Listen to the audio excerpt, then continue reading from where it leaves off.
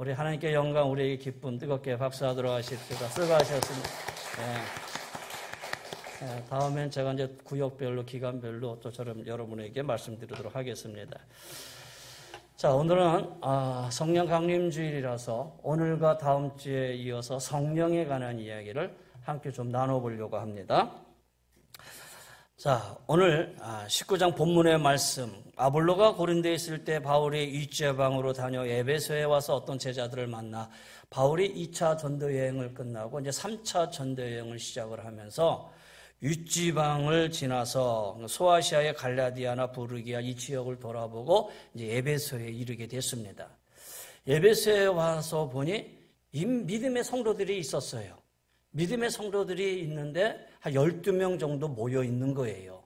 그래서 12명 모여 있는 그곳에 가서 그 사람들에게 묻습니다. 여기 보니까 어떤 제자들을 만나 그랬단 말이에요. 여기 성경에서 제자들이라고 표현할 때는 예수 믿는 사람들을 얘기하는 거예요. 이 12명의 제자들에게, 예수 믿는 사람들에게 베드로가 물어요. 너희가 믿을 때에 성령을 받았느냐? 너희가 믿을 때에 성령을 받았느냐? 그랬더니 이 사람들이 무슨 성령? 우리는 성령이 있는 줄도 알지 못하는데 듣지도 못하였습니다. 그랬더니 그러면 너희는 무슨 세례를 받았느냐? 저희들이 대답하기를 우리는 요한의 세례만 받았습니다. 바울이 그들을 데려다가 요한의 회개 세례를 베풀고 백성에게 말하되 내 뒤에 오시는 이를 믿으라 하신, 다시 말해서 예수님의 성령 세례를 자세하게 설명을 해주니 그들이 믿었다. 그래서 다시 성령 세례 그들에게 베품에 그들이 방언도 하고 예언도 하고 거기에 성령이 임하였다라는 내용이 오늘 본문의 내용이에요. 그러면 너희가 믿을 때 성령을 받았느냐라고 물었는데 그들이 아니 우리는 성령을 듣지도 못했습니다. 아니 이미 예수 믿는 사람들인데 그들이 왜 성령의 세례를 모르고 있었을까? 자, 이 부분을 해결하기 위해서 그 위에 바로 18장의 24절부터 봐야 돼요. 자, 18장 알렉산드르에서 난 아볼로라 하는 유대인이 에베소에 이르니 에베소에 누가 있었다고요? 아볼로라는 사람이 있었어요. 그러니까 이미 바울이 에베소에 있기 전에 누가 있었느냐? 아볼로라는 사람이 에베소에 있어요. 그러니까 에베소에서 목회를 하고 전도를 하고 이 아볼로는 어디로 가요? 고린도로 가지요. 그게 바로 19장에 아볼로가 고린도에 있을 때에라는 거예요. 그러니까 이전에 에베소에 누가 있었느냐? 아볼로라는 자가 있었어요. 그런데 이 아볼로 어떤 사람이었느냐? 자, 알렉산드르에서 난 아볼로 그랬어요. 그의 출신이 알렉산드르예요. 여러분 알렉산드리아는 알렉산더 대왕이 정복해서 세운 도시지요. 상업의 중심지이면서 해양의 중심, 무역의 중심이면서 알렉산드리아의 유명한 것은 헬라 철학의 도시였어요. 지식의 도시였어요. 그래서 나는 알렉산드리아 출신이야. 그러면은 그는 지식층에 속한 사람이었다라는 거예요. 제가 이집트를 여행을 하면서 이 알렉산드리아에 가봤어요. 일반적인 여행에서는 알렉산드리아에 가는 곳이 너무 멀어서 가지를 않아요. 특별히 목사님들이라서 알렉산드리아를 간 적이 있었는데 알렉산드리아에 가니 거기 큰 도서관이 하나 있어요. 이 도서관이 벽에 세계 각국의 언어가 다 적혀 있는데 그 안에 우리 한글도 하나 딱 적혀 있는 거 보고 참 반갑다라는 거 이렇게 본 적이 있어요. 이 알렉산드리아 지식의 도시였어요. 여기에 난 사람들은 다 지식의 사람이었어요. 여기서 공부했다 그러면 오늘날로 말하면 나 서울대 출신이야 이렇게 말할 수 있을 정도로 이 알렉산드르에서 난 아볼로 하면은 그는 상당히 지식의 사람이다라는 그런 표현이에요. 뿐만 아니라 그 아볼로는 어떤 사람이냐? 언변이 좋고 성경에 능통한 자다 그랬어요. 언변이 좋다라는 말은 뭐예요? 말을 참 잘해요. 말을 참 잘해요. 말도 잘할 뿐만 아니라 전달력이 아주 좋아요. 제가 신학교에서 공부할 때 어떤 교수님이 들어와서 수업을 하는데 도대체 무슨 말인지 못 알아듣겠어요. 그래서 저 교수님은 도대체 왜 저렇게 말을 저렇게 하실까? 그리고 이렇게 봤더니 아주 훌륭해요.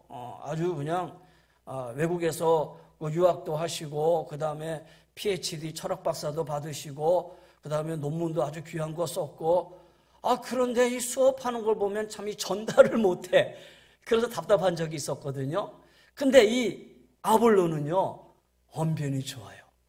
지식 전달을 아주 잘하는 사람이에요. 그러면서 성경에 능통했다.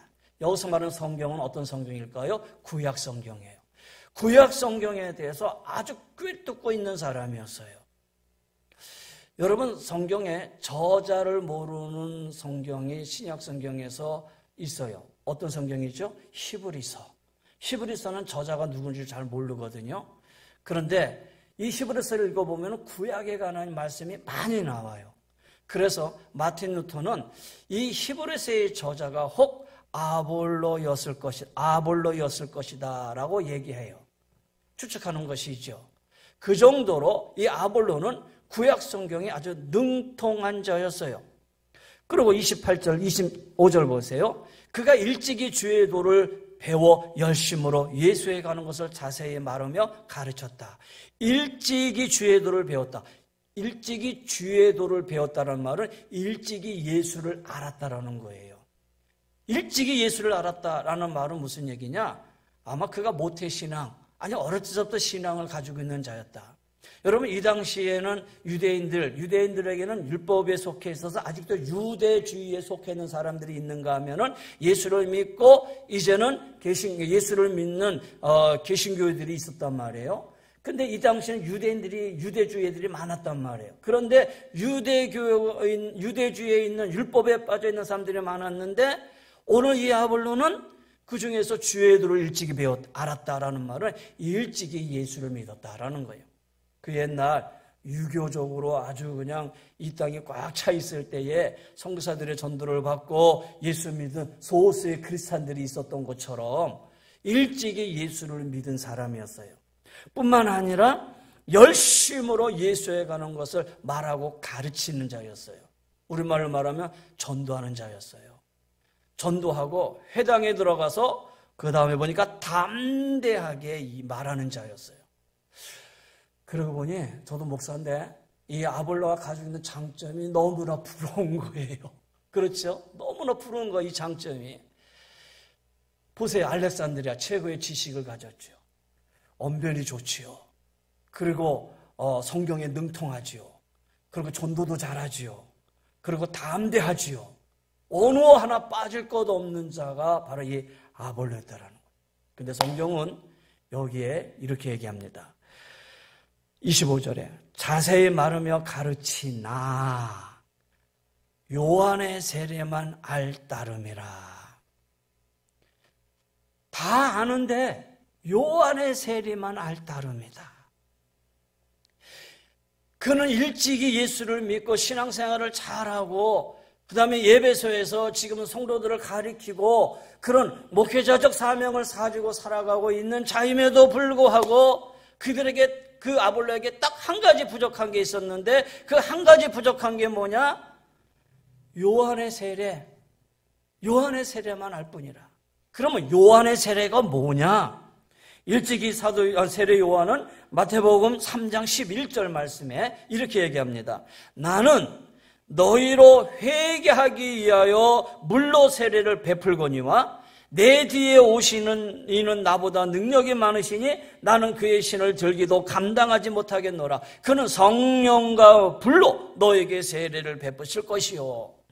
그러니까 요한의 세례는 무슨 세례예요? 물 세례. 요한의 세례는 회개를 위한 세례. 요거만 할 따름이다.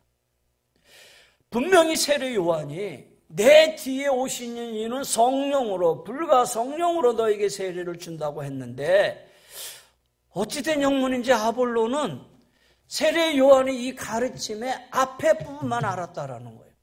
세례 요한이 베푸는 물 세례, 회개의 세례, 바로 이 물 세례만 알고 있었던 것이 바로 이 아볼로였어요. 성령 세례를 몰랐어요. 세례 요한이 분명히 성령 세례가 있음을 얘기했는데 그렇게 본다면 아볼로는 많은 성서학자들이 이 세례 요한의 제자였을 것이다 라고 추측을 해요. 근데 세례 요한의 제자이면서도 세례 요한이 가르치는 물세례의 세례 요한의 죽음까지만 알고 그 이후에 예수의 삶에 대해서 알지 못했던 그런 어떤 제자가 바로 이 아볼로가 아니었느냐.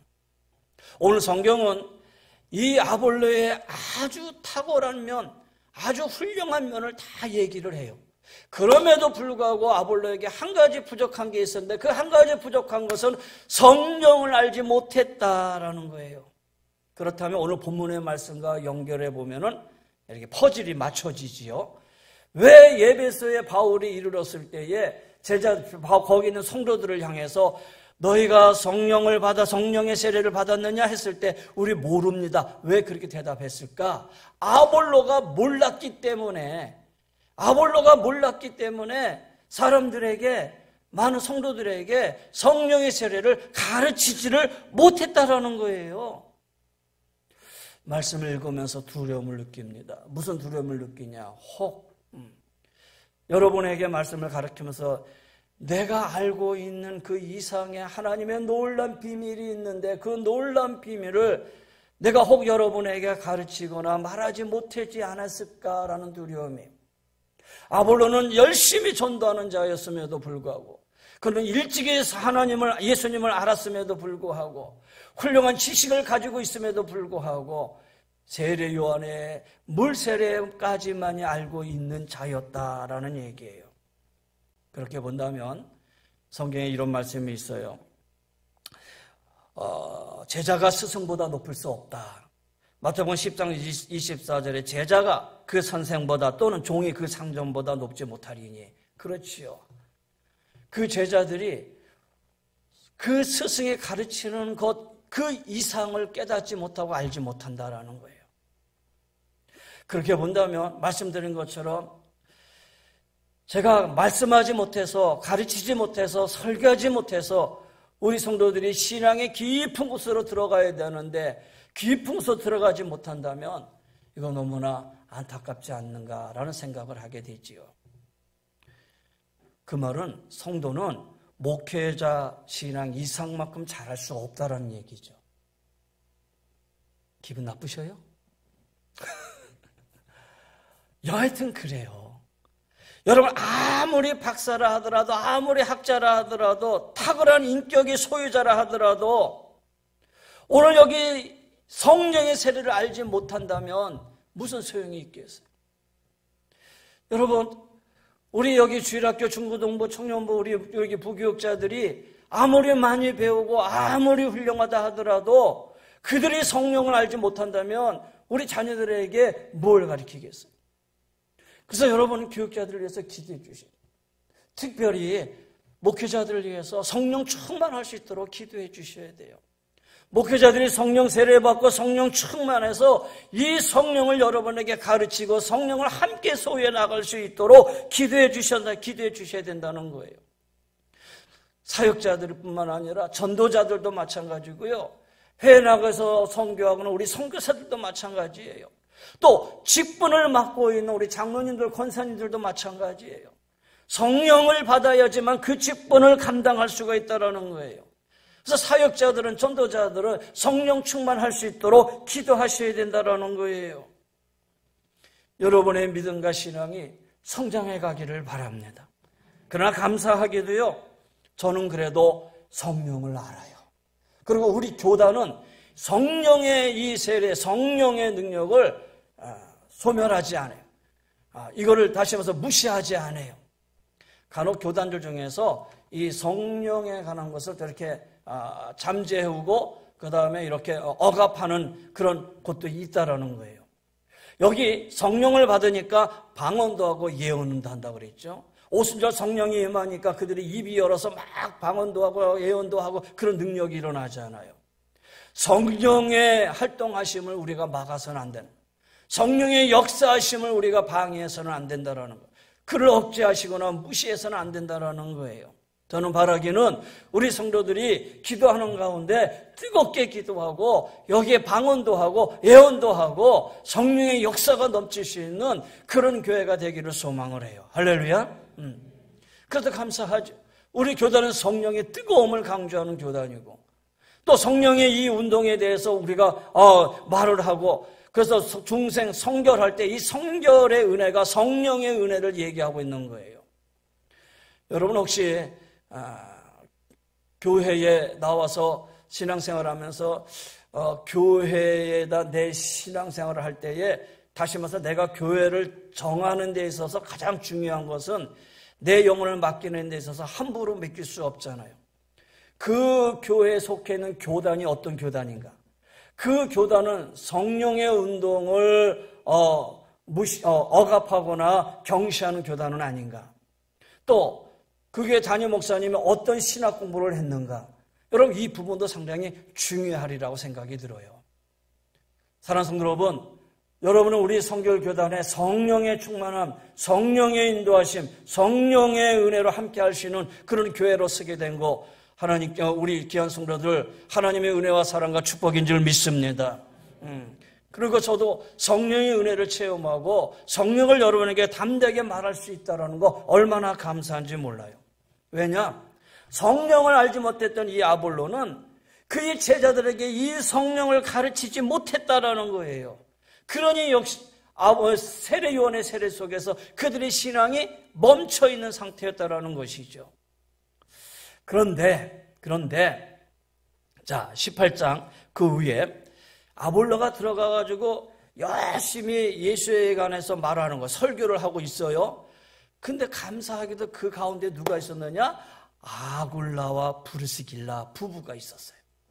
아굴라 브리스길라 어떤 사람이에요? 고린도에서 바울을 만나서 바울과 더불어 바울에게 전도받았지요. 전도를 받아서 바울과 함께 1년 6개월을 머물면서 바울과 함께 뭐 하던 자예요? 천막을 같이 이렇게 제조를 하면서 같이 신앙생활을 했던 자가 아굴라 브리스길라 집사였어요. 후에 바울은 이 아굴라 브리스길라 집사를 향해서 뭐라고 얘기하느냐? 그들은 나를 위해서 자기 목숨까지도 내어줄 자다. 이렇게 칭송할 정도였어요. 이 아굴라 브리스길라가 이 예배소에 이르러서 회당에 들어갔는데 아볼로가 설교를 하고 있어요. 설교를 하면서 가만히 듣고 있다 보니까 아니 설교를 참 잘하는데 뭔가 한 가지가 부족해. 왜 성령을 얘기하지 않지? 왜 성령을 얘기하지 않지? 이 브리스길라 부부 집사 입장에서는 그게 의심스러운 거예요. 이 아볼로 이 목사가 성령을 알지 못하는구나. 그리고 설교가 다 끝났어요. 끝나고 나서 이 부부 집사가 아볼로에게 가가지고 아볼로 목사님하고 불러내죠. 그리고 성령에 관해서 자세하게 설명을 했어요. 아볼로 목사님, 예수님의 성령의 세례, 성령의 은혜가 있습니다 하고 설명을 했더니 아볼로가 그것을 들어요. 근데 여러분, 이 말씀을 보면서 저는 참 감격적이었어요. 이야, 어떻게 이런 일이 무슨 얘기예요? 보세요. 아볼로는 알렉산드리아 출신, 언변이 좋고 신앙생활한 지도 오래됐고 그리고 담대하기도 하고 전도도 잘하고 어느 한 군데 빠질 것 없는 사람이었어요. 그런데 아굴라 브리스길라 집사의 신앙의 영역은 이제 겨우 1년 6개월. 그의 지식은 어느 정도인지도 몰라요. 그의 직업은 천막을 짓는 일이었뿐이었어요. 그리고 직분은 아볼로는 올라오는 말하면 전도자, 목사라고 본다면 이 부부 집사는 평신도예요. 신앙의 연원을 같이 비교를 해봐도 비교가 안 돼요. 만약에 여러분이 나한테 와가지고 목사님 성경에요. 목사님 이런 거 있어요. 라고 얘기하면 제가 여러분에게 집사님 뭔 소리예요? 저는 신학대학 나왔어요. 저는 모태신앙이에요. 저는 오래 신앙생활을 했어요. 제가 지금 목회 경력이 지금 몇 년인데요. 여러분 이렇게 얘기할 수 있잖아요. 그렇게 얘기하면 대화가 되겠어요? 안 되잖아요. 근데 아볼로는요. 이 브루스길러 집사가 와서 얘기하는데 들어요. 여러분, 신앙이 성장하는 데는 두 가지가 있어요. 뭐냐? 첫째는 만남이 있고 두 번째는 겸손이 있어야 돼요. 사람은 누구를 만나냐에 따라서 그 만난 사람과 더불어 신앙이 얼마만큼 성장할 수 있느냐가 가늠이 돼요. 여러분, 이왕이면 신앙이 깊고 신앙이 좋은 사람 만나야 돼요. 그래야지만 신앙이 자랄 수가 있다는 거예요. 여러분, 구역의 구역 강사들이 신앙이 어느 정도냐에 따라서 여러분의 신앙이 자랄 수 있어요. 성장할 수 있어요. 그러나 두 번째는 겸손해야 돼요. 겸손해야 돼요. 그 겸손은 이 아볼로처럼 아무리 신앙의 연조가 낮고 모른다, 그 다음에 나 비교했을 때에 상대가 되지 않는다 하더라도 겸손하게 들을 수 있는 귀가 있어야 된다는 거예요. 반면에 이 브루스길러 아굴라 집사도요, 인격이 참 훌륭해요. 왜냐?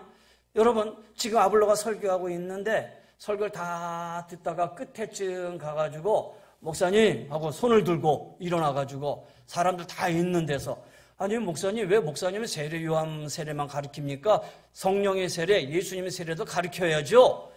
이렇게 얘기했다면 되겠어요? 아니잖아요. 근데 이 아볼로 브루스길러는 다 듣고, 그렇잖아요.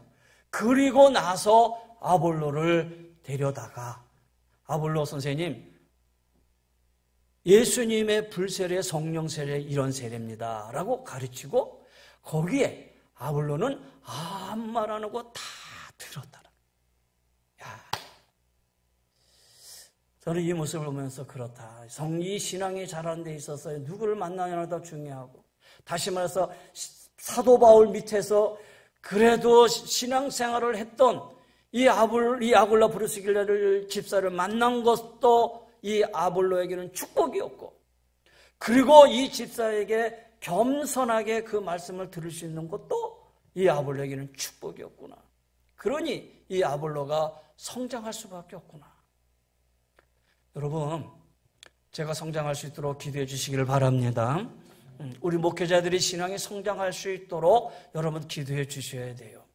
이렇게 성장한 아볼로는 그 다음에 어떻게 됐느냐? 보세요. 27절에 가보면은 하번절에 아볼로가 아가야로 건너가고자 하여 형제들이 그를 격려하며 제자들에게 편지를 써 영접하라 하였더니 그가 가매 은혜로 말미암아 믿은 자들에게 많은 유익을 주니. 잘 보셔야 돼요. 은혜로 말미암아 믿은 자들에게 많은 유익을 주니. 이미 믿고 있는 자들에게 많은 유익을 줬다. 아마 그 지역에 이 세례 요한의 세례만 알고 성령 세례를 알지 못하는 많은 사람들이 있었던 것 같아요. 그래서 이 신앙생활은 하고 있었지만 제대로 성장하지 못한 이들을 향해서 이 아볼로를 통해서 많은 은혜를 얻게 되었다. 여기 보면 이미 믿은 자들, 그렇게 본다면 여러분, 이 사역자들이라는 건 어디서 일하느냐 그게 중요한 게 아니라 어떤 일을 하느냐 그것도 중요하지만 각자 어디서 어떻게 일하느냐 다 중요하다라는 거예요. 해외에 나가서 선교하는 선교사들의 그 사명도 중요하고, 목회하면서 목회를 하고 있는 목회자들의 사명도 중요하고, 개척하고 있는 개척자들의 사명도 중요하고, 또 저 시골에 있는 교회의 목사님들의 사명도 중요하고, 로카 처치를 하고 있는 목사님들의 이 사명도 중요하고, 우리가 생각하기에는 해에서 고생하니까 그분들이 더 고생하고 로카 처치하고 있는 목사님들은 더 편안하고, 그게 아니라 어디에 있든지 무엇을 하든지 주어진 그 사명 속에서 무엇을 일하느냐 그것이 더 중요하다라는 거예요. 사도 바울은 이방인 선교를 위해서 전도하는 자들이었어요. 그래서 불신자들을 대상으로 해서 전도하는 자였다면 이 이후에 아볼로는 믿은 자들을 향해서 전도하는 그런 전도자가 되었다라는 거예요. 그리고 이후에 어떻게 됐어요? 고린도 교회 2대 목회자가 되죠. 그리고 고린도 교회 분파가 일어났을 때 좋은 일은 아니지만 성도들 가운데 나는 무슨 파? 바울파, 나는 게바파, 나는 아볼로파, 나는 그리스도파, 이렇게 나눠졌단 말이에요. 보세요. 아볼로가 바울과 베드로와 동등한 위치에 서게 되었다라는 거예요. 성령을 받고 나니까 아볼로가 이렇게 바뀌게 되었어요. 여러분, 그래요. 오늘 우리도 성령 받으셔야 돼요. 오늘 다시 본문으로 넘어와서 바울이 에베소에 있는 이 제자들을 만나서 묻습니다. 너희가 믿을 때 성령을 받았느냐? 여러분, 바울에게 있어서 만나는 사람마다 전도할 때의 그 첫 번째 질문은 다른 게 아니라 너희가 믿을 때 성령 받았느냐? 바울의 관심은 온통 이 성령이었어요. 너 성령 받았느냐? 이게 바울의 관심사였어요. 여러분, 사람이 질문할 때 그 질문은 사람의 관심이 거기 포함되어 있어요.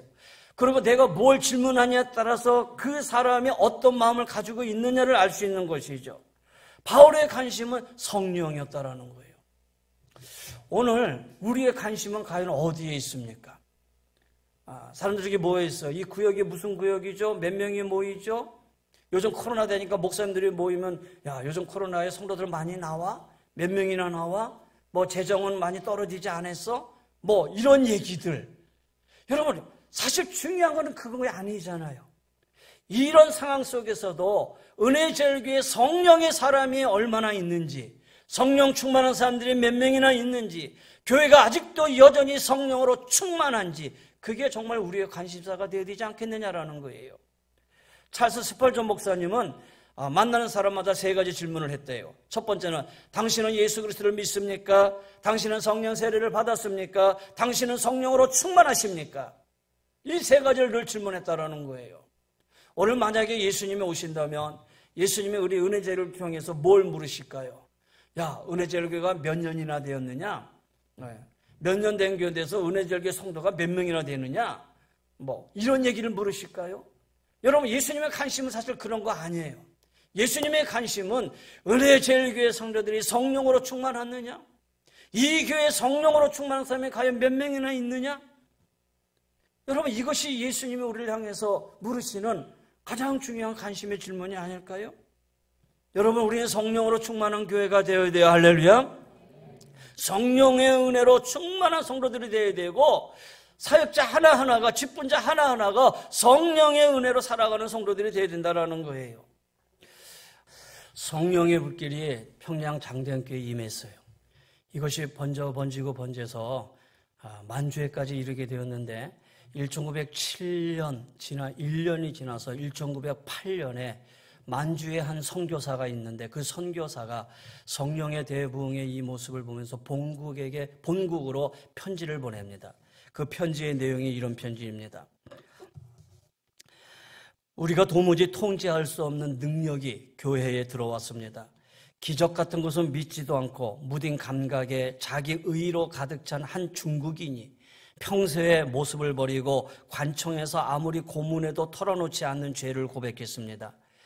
이 중국인이 체면도 잊은 채 울면서 자기 동료들에게 기도해달라고 애걸하는 모습은 인간적으로는 도무지 설명할 수 없는 일이었습니다. 아마도 당신은 이것이 일종의 종교적 히스테리라고 말할지도 모릅니다. 사실 우리 중에도 그렇게 말하는 자들이 있었습니다. 처음에는 이 뜻하지 않은 사건을 회피하려 하였지만 지난주 내내 이러한 현상을 보고 들은 지금에 와서는 모두가 여기에는 한 가지 설명 외에는 있을 수 없다고 확신하게 되었습니다. 바로 하나님의 성령이 나타나신 것입니다. 사도신경에 성령을 믿사오며 이 성령이 우리 앞에 피할 수 없는 두려움으로 살아난 것입니다. 성령이 임하신 거예요. 할렐루야. 성령이 임하신 거예요. 말씀을 준비하면서 이런 소망의 마음을 갖습니다. 코로나로 인해서 여러분의 가정에 신방도 제대로 하지 못합니다. 또 신방을 하도 서로가 마음이 서로 꺼리끼는 게 있지요.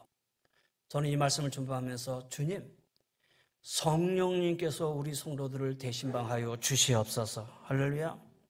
성령의 대신방이 여러분에게 있기를 간절히 축원합니다. 성령의 대신방이 여러분의 가정에 임하기를 간절히 소원합니다. 여러분의 가정이 성령으로 충만하기를 원합니다. 성령의 대신방이 분명히 여러분의 삶 속에, 여러분의 가정 속에 임하게 될 줄 믿습니다. 그렇다면 여러분이 기억해야 할 것이 있습니다. 이 성령 세례는 주님의 약속입니다. 사도행전 1장 5절입니다. 주는 묘하는 물로 세례를 베풀었으나 너희는 몇 날이 못되어 성령으로 세례를 받으리라 하였느니라.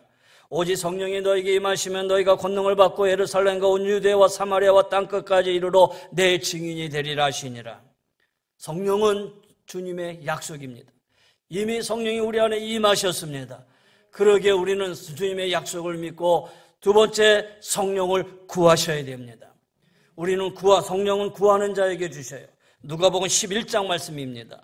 너희 중에 아버지 된 자로서 누가 아들이 생선을 달라 하는데 생선 대신에 뱀을 주며 알을 달라 하는데 정갈을 주겠느냐? 너희가 악할지라도 좋은 것을 자식에게 줄 줄 알거든 하물며 너희 하늘 아버지께서 구하는 자에게 성령을 주시지 않겠느냐 하시니라. 구원한 자에게 성령을 주십니다. 세 번째는 간절히 기도하는 자에게 주십니다. 사도행전 1장 14절입니다. 여자들과 예수의 어머니 마리아와 예수의 아우들과 더불어 마음을 같이하여 오로지 기도에 힘쓰니라. 간절히 기도하는 자에게 성령 주십니다. 네 번째, 성령님은 인격자이십니다. 인격이십니다.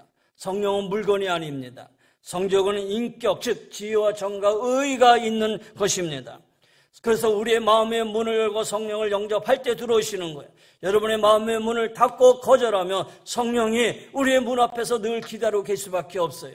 여러분 마음의 문을 활짝 열고 성령이여 내 안에 임재하시옵소서, 성령이여 내 안에 들어오시옵소서, 내 심령을 조명하시옵소서. 여러분 성령을 초청하셔야 돼요. 할렐루야. 이런 말이 있어요. 구약의 죄는 성부 하나님을 거절한 것이고 신약의 죄는 성자 하나님을 거절한 것이고 현 시대의 죄는 성령 하나님을 거절한 것이다라는 거예요. 성령 하나님 인격이셔요. 마지막 성령님은 거룩한 영이세요. 거룩한 영이기 때문에 죄가 있는 곳에 거룩한 영은 함께하지 못해요. 그래서 반드시 회개하셔야 돼요. 회개하는 가운데 성령이 임하시게 돼요. 회개 가운데 성령이 불러 임하시게 된다라는 거예요. 사랑하는 여러분 기억하시길 바랍니다. 성령이 우리 안에 임재하십니다. 여러분의 심령과 가정과 삶의 터정에 올해 성령의 대신방이 충만하기를 주의 이름으로 간절히 소원합니다. 우리 이 시간에 한번 기도하십시다. 이제는 우리 주 예수 그리스도의 은혜와 우리 하나님의 그 무한하신 사랑하심과 성령의 감화감동 면류인도 충만하여 주시며 성령 강림주일 성령의 대신방이 우리 가운데 함께 하심을 믿고 소원하며 소망하며 나가기를 원하는 우리 사랑하는 귀한 성도님들의 가정 위에 삶의 터전 위에 영육의 강건함 위에 이 나라 민족 위에 한국교회 위에 머리 숙인 우리 모두 성도님들 한 분 한 분 위에 방송으로 함께하고 우리 성도님들 위에 주의 은혜가 영원히 항상 함께하여 주시기를 간절히 축원하옵나이다. 아멘. 유태호 장로님 나오셔서 우리 기도 인도하시겠습니다. 존귀와 영광을 받으시기에 합당하신 아버지 하나님, 감사와 찬양을 드립니다. 여러 가지 어려움 여건 속에서도 주님께서 늘 은혜 가운데 지켜주시고 인도하여 주시며 평강을 허락하신 아버지 하나님, 주님의 말씀에 순종하지 못하고 불평과 불만 속에 육적인 욕심을 탐했던 우리를 이 시간 용서하여 주시옵소서. 주님의 거룩한 주일 성전에 또한 영상 앞에 주님을 사모하는 지체들이 모였습니다. 주님의 임재하심과 성령 충만함을 허락하셔서 말씀과 기도로 승리하게 하시고 주님이 주시는 권능으로 이 땅의 모든 어려움과 힘든 일을 극복하고 나아갈 수 있는 성도가 되게 하여 주시옵소서. 오늘 또 삶의 무게에 지치고 병약하며 낙심 중에 있는 성도가 있습니다. 이 시간 주님의 말씀으로 위로받게 하시고 병든 자가 나음을 받는 치유의 역사가 일어나게 하시며 영육이 회복되는 은혜의 시간 되게 하여 주시옵소서. 힘든 시기에 나라와 국민을 위해 먼 곳에 나가 외교에 힘쓰는 대통령과 수행원들을 기억하여 주시고 북한 문제와 경제 회복 등 협의되어지는 모든 문제가 진정으로 국익과 국민을 위한 의회의 협의가 될 수 있도록 인도하여 주시고 이 땅에 주님의 나라가 임하여 온 민족이 주님의 사랑 가운데 거하고 연합하여 건강하고 아름다운 나라를 만들어가도록 인도하여 주시옵소서. 은혜 제일교회를 이곳에 세우시고 지금까지 지켜주시니 감사와 영광을 드립니다. 온 성도들 영과 욕을 지켜주시고 축복의 삶을 살게 하시며 늘 감사와 기쁨이 조건이 넘치고 차고 넘칠 수 있도록 인도하여 주시옵소서. 만물이 소생하고 시간이 흘러 녹음이 짙어가듯 우리 성도들의 믿음이 더욱더 깊어지게 하시고 흔들리지 않은 굳건한 믿음을 허락하시며 주시는 연단을 잘 이겨내고 최후의 승자가 될 수 있도록 인도하여 주시옵소서. 은혜제일교회에 속한 여러 기관들 어려운 시기에 서로 교제하며 소통하게 하시고 협력하는 성도들이 중보자가 되게 하여 주시옵소서. 이 시간도 말씀을 들고 단위에 서신 목사님의 영육간에 강건함을 주시고 양들을 목양하는 데 부족함이 없도록 능력에 능력을 허락하여 주시옵시며 전하시는 말씀에 생명력을 주셔서 우리 마음과 육체를 변화시켜 주시며 모든 성도들이 삶의 지표의 말씀으로 삼고 실천하며 나가는 말씀이 되게 하여 주시옵소서. 이 시간도 여러 가지 모양으로 봉사하는 손길들 기억하여 주시고 그들의 수고가 헛되지 않게 하시며 복의 복을 더하여 주시옵소서. 이 모든 것을 예수님의 이름으로 기도드리옵나이다. 아멘.